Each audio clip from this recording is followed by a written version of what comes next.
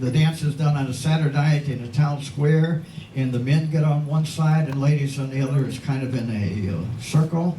And we want Tom. You musicians are here. Your drummers. Just bring a chair up and grab a drum.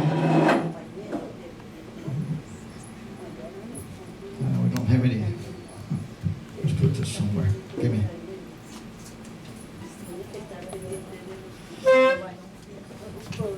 So the dance, some of these dances that are there, you honor the musician with a certain thing. So basically, what we're going to do is, instead of walk through it, music, stay there. I'll just help walk with the microphone. Okay. The men are over here, so they pick a lady over there. Many of you may not have grown up in that era, but I grew up in the era of military balls and so on, where it was not uncommon at all to have girls on one side sitting and men on the other, and you go pick a lady to dance with you. And then in the military ball, and a lot of cotillions and so on, the ladies would have a dance card. So even when I was in the Army, we had several of those back in the 50s, 60s, and 70s. And she might have 12 dances for the night.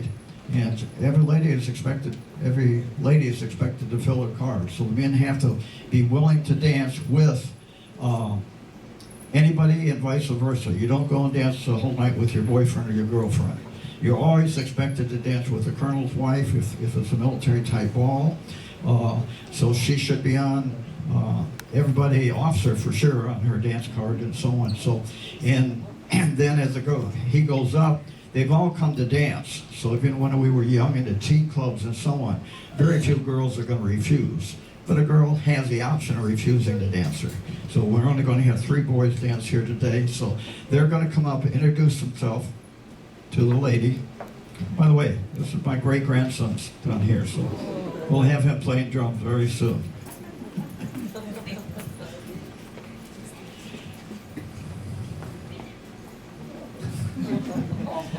Okay. Anyway, he introduces himself to the lady, and then she decides to dance with him or not. And then they're going to come around and make a circle. So there's a big circle for this dance. A punto, there's a big circle and a little circle. And then they're going to do, just for this, we've simplified it, just what is called a paseo step, which is a 2-step, kind of like what we do here in Texas with our 2-step. And then they do the cercadilla, they go around, then they come up with a certain figure to honor the drums.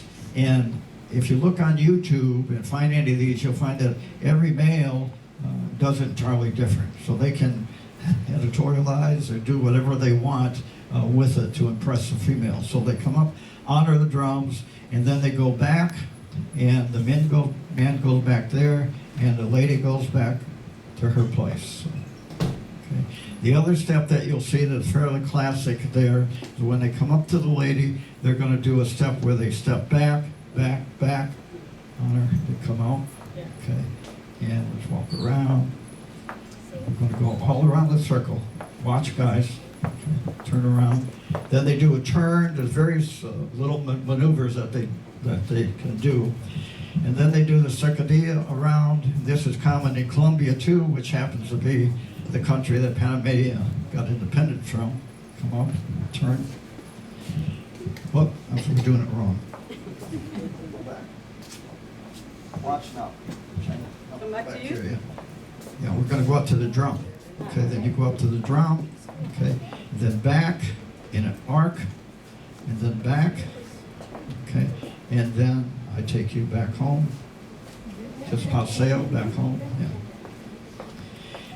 And just like in the Mexican dances, the girls do a lot of skirt work with it, and a fair amount of hip work. Not as much as the Tahitians or Hawaiian, but there is some hip work in there for the females. So, okay, we're going to have the classic way of doing this. You have a lead singer. You're going to be lead singer, and then everybody else can sing. You all have sing-along sheets. The dance should last through 3 dancers, and so on. So basically, and everybody can clap. You want to show them the way to clap? 1, 2, 1, 2, 1, 2, 1, 2, 1 and 2 and 1 and 2 and 1 and 2 and 1 lead singer, as I said, the drummer is part of that. The melody, if we get there, it can be played by an accordion or a violin. So we're not there. Maybe next year we'll be there and we can do it. This happens to be, we're going to do, I think it's 8 songs on the sing-along sheet. These are the first 8 songs on that record. So most Panamanians who grew up in Panama, even today, will know these songs. These are like, like our Christmas songs. Everybody knows them, okay? Or Yankee Doodle Dandy. So let's try it and see how it goes. Allá en el camino real hay un hombre parecido. Se parece a tu marido. Allá en el camino real hay un hombre parecido. Ese hombre es un borracho perdido. Allá en el camino real hay un hombre parecido. Cincha mi caballo que está en la puerta de aquel camino real. Cincha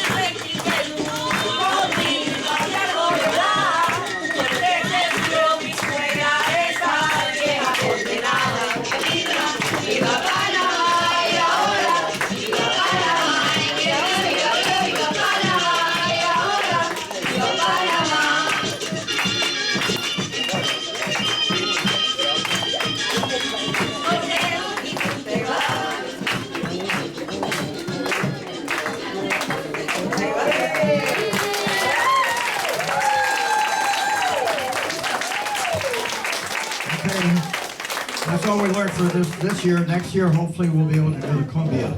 Cumbia is an interesting dance. It started in Colombia, came to Panama. From Panama, went to New York City, then back to Mexico, and then to the United States. And we got it through all those variations that came to be. And the cumbia is still being done in a lot of the Mexican Saturday night dances through Central Texas and all of Texas. So anyway, that was the punto, the Tamborito, and the cumbia.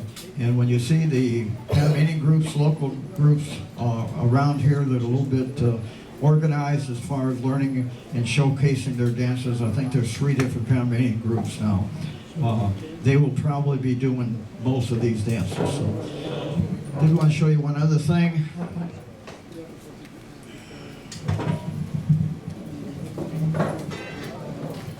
One of the reasons we can do this is because we research the music. I spent 5 years in Panama actually studying their music and dance at their Instituto Nacional de Danza and getting involved with them.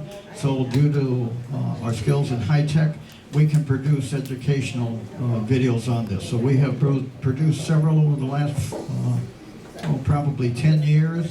We've taken the music, and to take folk dance music is pretty hard because they don't publish it.